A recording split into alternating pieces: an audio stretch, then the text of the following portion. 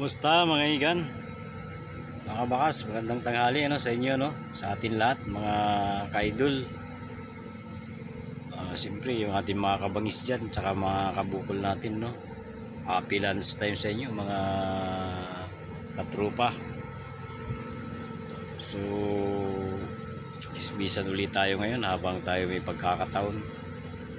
So, habang tayo naghihintay ng start ulit ng work natin sa alauna, mga kabakas, yung nakaraang video natin mga kapadre di pamilya, naputol yung ating video nun gawa ng nahaba yung video natin. So babalikan natin yun ng bahagya, yung ating topic dun at ang ating talagang pinupuntuhan dun yung ating mga padre di pamilya, mga higan, So pag-uusapan natin ng saglit lang yun, tayo habang tayo tatapos lang mag-lunch, siyempre hintay ulit tayo ng start ng trabaho. Alauna work na naman tayo, So kahit saan tayo pwede nating trabahuin si Live Good, yung ating online business.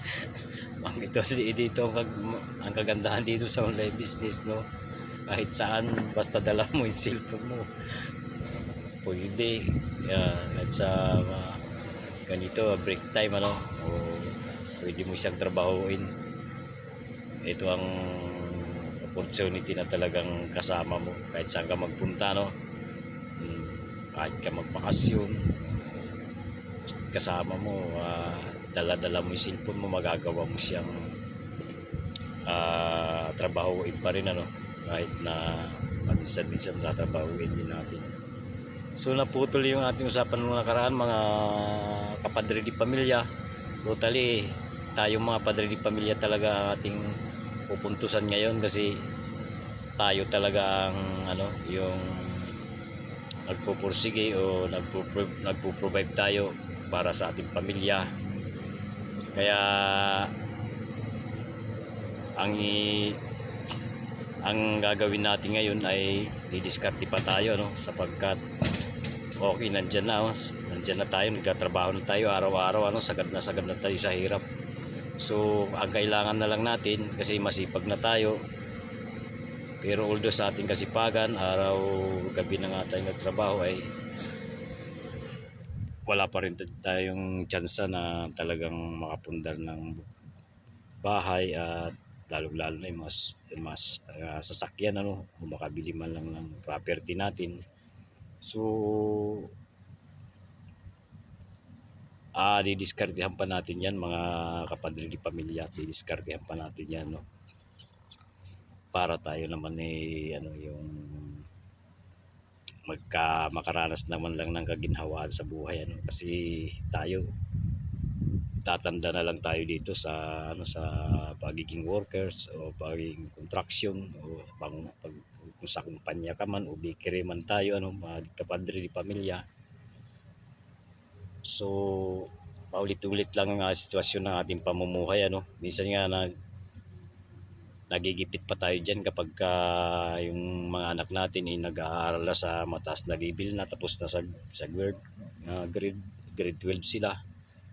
Hanggang grade 12, siyempre medyo maalalayan pa natin yan, yung ating mga anak. Minsan nga yung partner natin nag-extra income o umaalalay na rin sa atin, nagtatrabaho na rin sila kasi di na rin natin kaya. So yung pang-college, hindi na rin natin kakayanin yan, kung ganito pa rin, kasi ang nakakapagpa-college lang dyan, mga kapadre di pamilya, siyempre yung mga na may kaya-kaya o nakapag-abroad na sila, tapos may naumpisa na silang business na yun, nandun sila kumukuha ng pangsuporta sa kanilang mga anak na nag-aaral sa kolehiyo. Tayo mga na-contraction pa rin tayo, na mamabrika, nasa kumpanya pa rin naman tayo. So paulit-ulit lang yung ating estima ng ating income, pamumuhay. Kaya tatanda tayong walang maipupundar talaga dyan. Hindi tayo makakatikim ng maginhawang buhay o yung sinasabi natin pangarap ay hindi natin dito kayang abutin, ano. O sabihin na natin mga mga kapadre di pamilya, no, kung ang inaasahan na lang natin totally is yun na lang totally pag edad natin ng 60. Pero kung iisipin mo ka mga kapadre di pamilya, napakatagal na panahon pa yun yung is.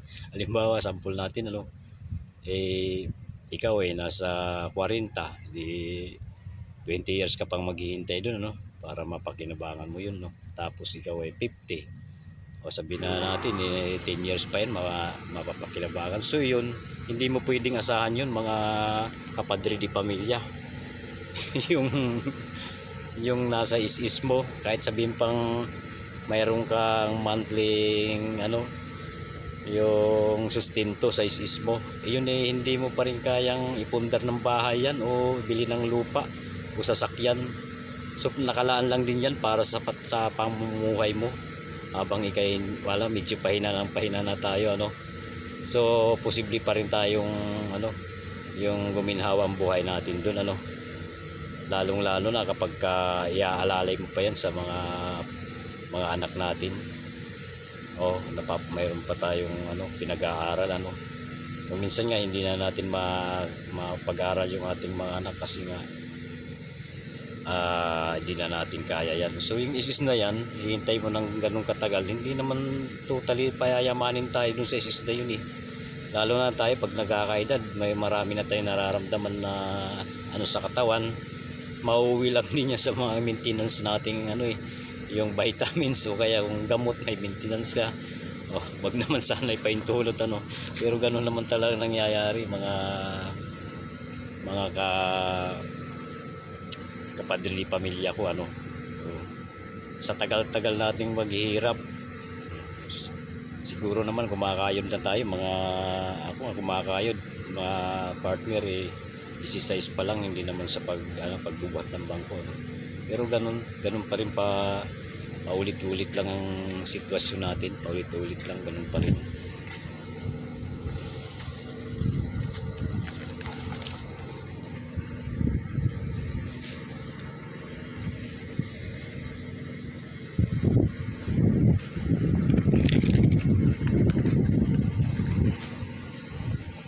So kailangan pa nating dumaskarte, kasi nandiyan na tayo.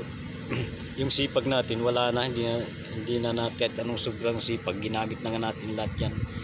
Nagtatrabaho tayo araw-gabi pero wala pa rin, kasi kung increase ng sahod, increase yung sahod, bagya tataas naman yung ating mga bilihin, So wala tayong pagkukuhaan para makabili tayo ng lupa, para matayuan natin ng bahay, makabili tayo ng sasakyan. So ang dadagdag nating diskarte mga kapadre di pamilya, yung mag-extra income. Dito na tayo sa online. Marami nang kumikita ngayon sa online. Pero itong online nito na sinalihan ni Kabakas nyo, pag-aralan nyo ito. Dito na rin kayo magpamember. Ito walang panahon na mahabang panahon na hinihingi. Minuto lang, oras lang. Pwede mo siyang trabahuin, aralin mo siya. So walang pagod na dito. Walang pagod na iambag tayo dito. Kumbaga pinagiginhawa tayo dito, lalo inaalis yung pagod natin. Kikita tayo dito na walang pagod.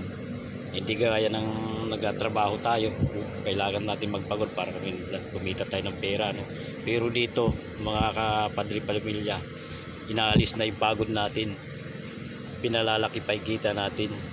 Kasi yung business online na ito, halos buong mundo to, mga kapadre di pamilya, marami nang binago ng buhay dito. Yung mga nauna nating nagbimber dito, mga maabot na ng 3 years, 5 years, kumikita na ng maganda dito kay Live Good sa online business natin. Kaya kung kaya nila, kaya din natin yan mga kapadre di pamilya. Huwag tayo aasa doon sa is kasi mahabang panahon pa yun. Paano mo ma-enjoy yung buhay mo doon kung kaya mahina na tayo? Dito maghihintay lang tayo ng pinakamatagal na 3 years yan. 3 years yan. Pwede na tayo makabili ng sasakyan, makapagpagawa na tayo ng bahay, makabili tayo lupa. Yung ating mga anak, maaga pa nating mabibigyan ng magandang kinabukasan, di ba? Yung iba nga monthly lang kumikita na. O paliwanag ko sa inyo mga kapatid pamilya, pag ikay nagpamimber, matik agad kahit 1 linggo lang, mag-invite ka, imbatin mo yung mga mahal mo sa buhay, ipasok mo sila. So makapag-invite ka ng 2 tao, ang bawat isang tao ay $25 yan. So dalawa, may $55 ka na. So sumahin mo yung $55 ngayon sa pera natin ngayon mga kapatid di pamilya, nasa 2,800 na yan. So bawi na yung pinampamimber mong 2,950, bawi ka na ron. So yung monthly mo na, wag mo nang problemahin yun kasi 590 lang naman yun. Higit 1 buwan ka pa nga lang, kikita ka na. So yung pambabayad mo sa monthly mo hindi mo na dudukutin sa sariling bulsa natin yan, doon na mismo sa income mo. So di ba na, ang ganda, maganda rito, maganda ang yung labanan dito kay Live Good. Binigyan niya ng magandang opportunity yung magme-member dito. Kahit na hindi tayo masyadong makakabinta ng products, kasi yung choice yung ating inintindi niya. Kumbaga tayo talaga ang yung pinapaboran niya rito. Lalo na kung ikay makisig-kisig, mag-endorse ng product ni Live Good, di double purpose ang income mo sa product, pati na rin sa invite mo. So mabilis ka lang dito masinso mga kapadre di pamilya. So idagdag natin ngayon, kasi sa trabaho kahit sipagan pa natin yan, sobrang sipag, wala pa rin, ganun pa rin. Diskarte na lang tayo, diskarte tayo, babawi ngayon. Kung nakakaya ng iba, kaya natin yan. So pagka may na dumadansin yung mga video na about Live Good, panuorin yan maigi, pag-aralan nyo yan. Lalo na yung mga nagtitestimony na talagang kumikita na sila, nagpapatunay, kahit walang invite, kumikita pa rin. So pag-aralan nyo sila mga mabuti, mga kapadri pamilya natin, para matik magtiwala kayo dito kay Live Good sa ito. Yung business natin na ito, mga kapadri pamilya, So wag na nating hintayin na yung is nating asahin na sinasabi, kasi hindi rin tayo mabibigyan ng dyan, ng magandang bahay, sasakyan, mga lupa. Hindi na maasahan yan, kasi magiging budget lang din natin yan habang tayo walang trabaho. Kasi nagkakaedad tayo, hindi na tayo matatanggap dun sa mga trabaho, kaya nakalaan lang sa atin yan. So kung hintayin natin yan, hindi tayo dumiskarte ngayong maaga pa, malakas pa tayo. So tayo rin ang kawawa bandang huli. Baka maging palaboy-laboy na rin tayo dyan sa lansangan pag tayo matanda na, di ba? Kasi hindi mo nang pwedeng asahan yung mga anak mo. Halimbawa, wala rin natapos, wala rin magandang trabaho, gagaya lang din natin. Tapos pag-asawa din sila nakagaya sa atin, kung nag-contraction lang, nagpapabrika. So sapat lang yung kinakain nila sa pamilya, tapos lumalaki pa yung kanilang mga anak. Siyempre, hindi mo na sila maasahan, halos di na makapagbigay sa atin. Kaya yun ang giging dahilan, mga kapadri pamilya, kung bakit lagi pa rin tayo naghihirap, kung nandiyan pa rin tayo sa kahirapan na yan. Maliban lang, sinasabi ko, kung tumama ka sa loto, nanalo ka sa raffle, o kaya nakapag-abroad ka, o kaya nakapagpamuhunan ka, so doon ka lang pwedeng masinso mga kapadri di pamilya. Siyempre, paano tayo makapagpamuhunan? Kasi di nga tayo makaipon, wala nga tayo na itatabi, sagad-sagad tayo sa kahindi na. Kaya dito, total sa panahon natin ngayon, isa online ito, mga business cellphone lang ang gamit. So dito na tayo, pamimber na tayo. Huwag ka manghinayang sa 3,000 mo, ibigay mo kay Live Good yan, pamimber mo, dahil baka magsisi ka pa sa bandang huli. Ang kapalit niya ng 3,000 mo ay kaginhawaan ng buhay mo, kaginhawaan ng pamilya mo. Makakaranas tayo ng maaga pa ng kaginhawaan. Maiiwasan natin yung sobra-sobrang pagod para lang kumita. Dito, pagka ikay kumita rito, siguro baka pukusan mo na to at baka hindi ka na baka ayaw mo na magtrabaho kasi kumikita ka na rito eh. Kikita ka na rito kay Lipgood sa online business na yun kasi ito ay legit na legit at maganda rito. Linano talaga to ng gusto para sa gaya nating mahihirap na walang kakayahan matupad yung mga pangarap, mabili yung gusto natin dahil sa sitwasyon natin sa ating trabaho. Wala naman tayong na mga natapos. Ang sahod natin talagang pang ano lang, pang 3 bisis lang makakain, yun lang, doon lang tayo sapat. So ganun na lang mga kapadri pamilya, mga kabakas, idol o kabangis, mga kabukol, no, higan, ganun na lang. O wag na kayo mag-isip ng mahabang panahon na papag-iiwanan na kayo. Baka nalalaman nyo na lang yung mga kapitbahay nyo kumikita na pala, kumikita dito kay Lipgood. Kaya pagpursigihin nyo yan, mag-message lang kayo, mag-comment dito sa ating mga comment section. Pakipalo na rin natin ang ating Facebook fan page at mag-share na rin ang ating mga video kahit may matutulungan tayong mga nangangailangan kaya sa atin, kagaya sa inyo. Kahit sa ganyang paraan tayo makakatulong. So ganun lang mga padri pamilya, no. Dito dumating na yung makakapitan natin maliban sa kay God, no. Kumbaga dumating na, mag-member ka lang. Tanggapin mo lang si Lipgood. Global to kasi mga kapadri pamilya, legit na to, subok na to ng marami. So bye bye na, magandang buhay sa inyo at salamat sa mga nanonood sa ating mga video mga kapadri pamilya, mga may bahay at ganoon din ang ating mga kabakas. So start na ulit tayo ng trabaho kasi nag-break lang tayo ng alas 12 ano. So darating tayo dyan, sasama-sama tayo dyan. Tayo naman sa bandang huli ang magpapatuto kay Lipgood na tayo talaga hindi nabigo o hindi tayo